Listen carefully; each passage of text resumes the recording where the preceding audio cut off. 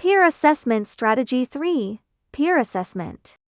Research shows that the peer assessment strategy can enhance learning effectiveness. It is one of the most favored learning assessment tools among teaching teams, as it not only reduces the teacher's burden of assessment but also promotes student autonomous learning. Peer assessment includes 3 application scenarios: self-assessment, randomized assigned peer assessment, and all items for all assessment.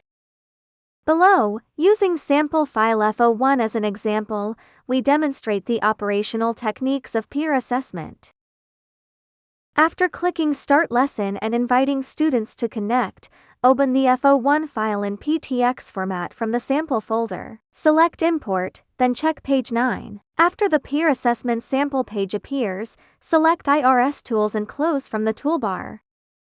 When students receive the close question, they input a 150-word short essay into the text box and click the Send button. Once the teacher receives the completed short essays from the entire class, they can proceed with peer assessment. You can directly click the peer rating button in the database interaction area, or navigate from the toolbar, IRS Tools button, Smart Rating button, Peer Assessment, and confirm to it a new task. When the peer assessment screen appears, enable anonymize candidates and anonymize judges. Set 1 item per person to grade, and after setting the assessment conditions, click the Start Rating button. When students receive the assessment task, they score the submission based on its content, input a comment, and click the Send button when finished.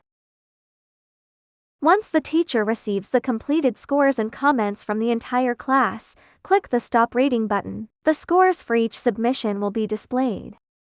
Clicking the score of any submission displays the submission content, assessor judge, score, and comment, allowing the teacher to check if the student's peer assessment adhered to the rubric and compare the scores given to different submissions.